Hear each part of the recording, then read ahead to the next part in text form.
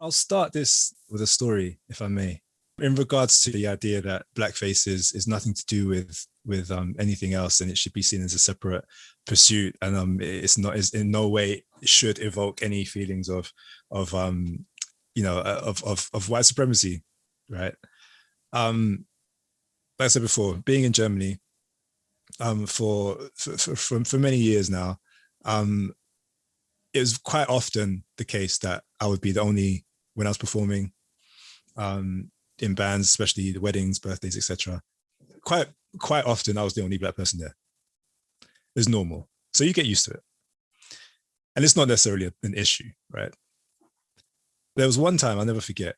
It was back in 2018, I believe, and we'd got to the venue we set up. It was outside.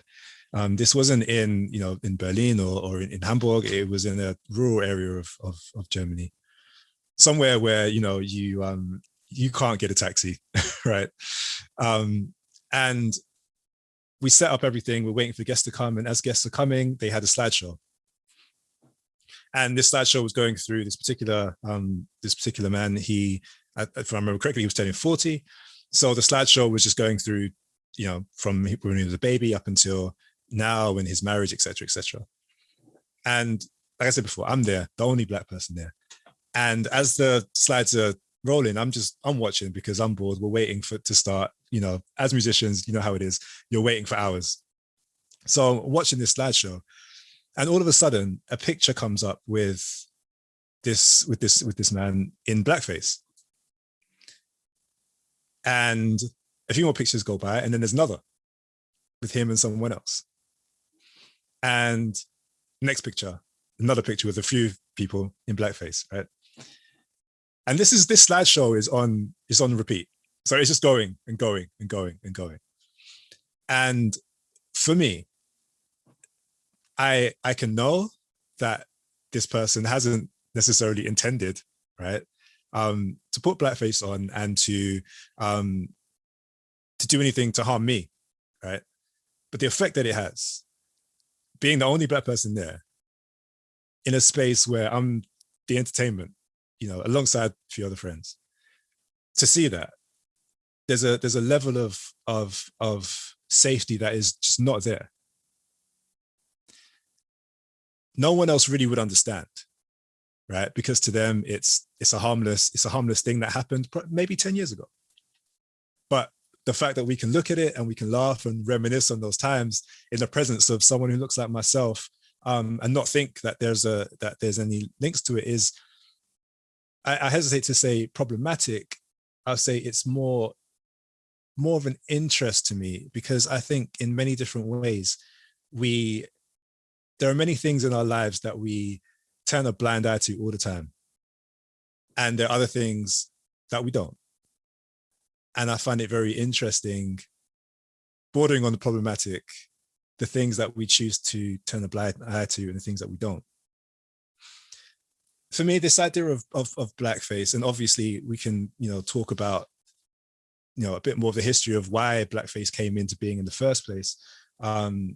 And even linking back to 19th century Germany, thinkers like Hegel and others around Europe who were talking about, black people and categorizing black people and Asian people and ranking, biologically, right?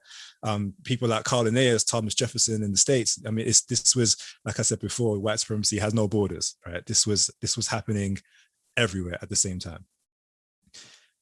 And like I said, what I find interesting is, yes, we have this idea that, okay, this idea of folk and blackface has nothing to do with race. It has nothing to do with it. But I do think there is something to be said about ruining a tradition. So let me give you like 3 examples of the same thing, right? So I think when we think about, again, back to Germany, the white supremacist ideas that were occurring in Germany in the 19th century essentially led to the atrocities of World War II and the Holocaust, right? And there are like 3 things that come out of the Holocaust, which I think illustrate this point for me anyway. And maybe you will understand, get to the end of it, of this idea that you can have something that's neutral, but it's destroyed by the actions of a few. And it has implications for the rest of us. So then the first thing, we look at the swastika. Before 1930, the swastika was something which could have been seen everywhere, right? Not just in Asia, but everywhere. There's even there was, remember correctly, I think it's a bishop who died in 1366 in somewhere in the north of England, if I remember correctly. And on his what's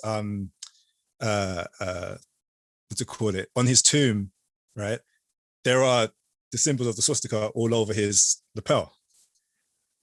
Back in 1366, right? That symbol was a neutral symbol. It meant different things to different people. But what happened when the Nazis co-opted that symbol was that in essence, it ruined that symbol for everybody.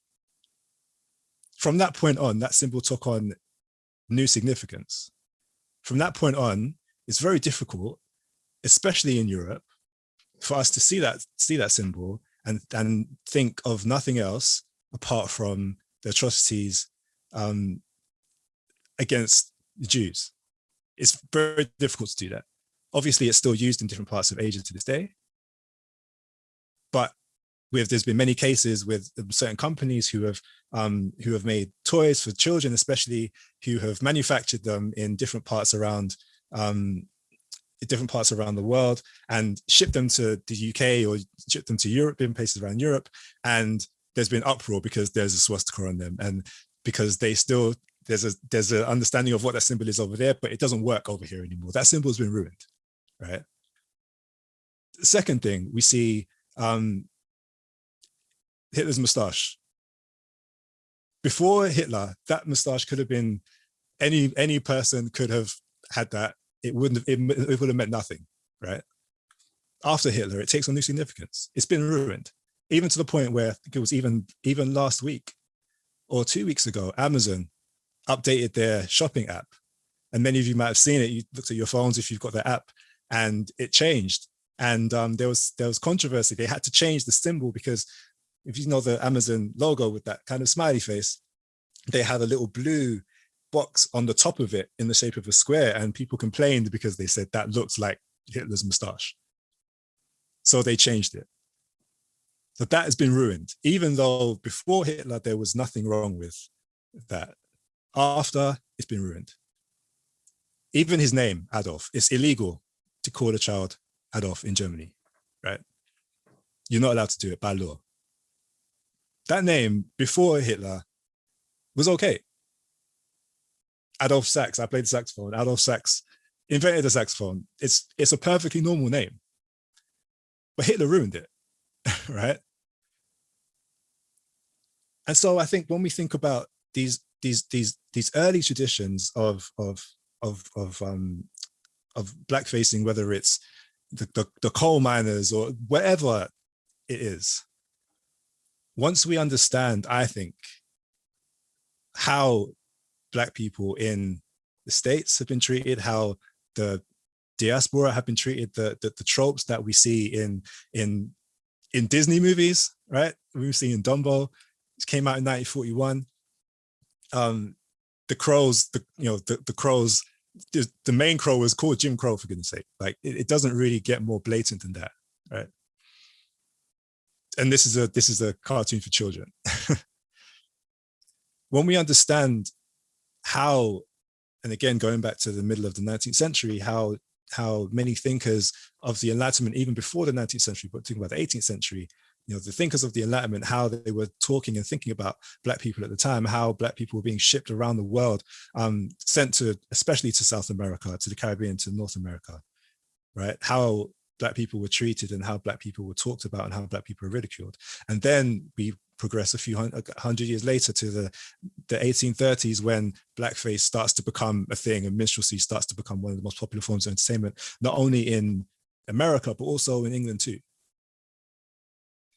And without going on and on about this, I think there's a strong case to be made that even though we might understand that these traditions have nothing to do with each other, there is an argument to be made that it's been ruined by the actions of a few.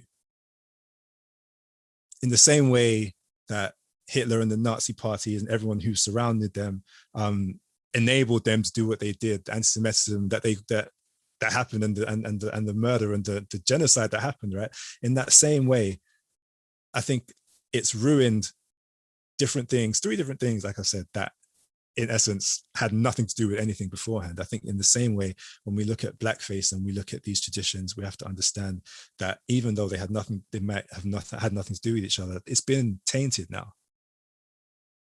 And if we are able to understand the significance of the swastika, the significance of the name Adolf, and the significance of a piece of facial hair, I think we need to be understanding about the implications of what blackface does for people of color around the world. And when we want to understand, this idea of, I'm not causing any harm, it's got nothing to do with it. I think these people at this party weren't meant to cause any harm. And we spoke after, and they can interact, and there was no issue. But the fact is, that's an experience that I'll never ever forget for the rest of my life. And the fact is, there are many Black people who have been in similar situations. We think about the tradition of Zwarte Piet in the Netherlands. That still goes on to this day. I was on tour in the Netherlands last year before, late 2018, around the time of the festival. And I remember walking down the street, and we saw a group of people in blackface walking past like nothing was wrong. And I can't explain to you how it feels, knowing the history, even though, like I said before, maybe it has nothing to do with it. But it's been tainted. And I don't think we can, for any longer, we can cry innocence about it. I think it's either a total miseducation, or it's total disregard for people. In the same way, we would never, well, I say we would never, there are some people who still do it, don swastikas and etc. Understanding that we know the significance it has for our Jewish brothers and sisters, right? We know. We would never do that. But somehow it's okay when it comes to blackface.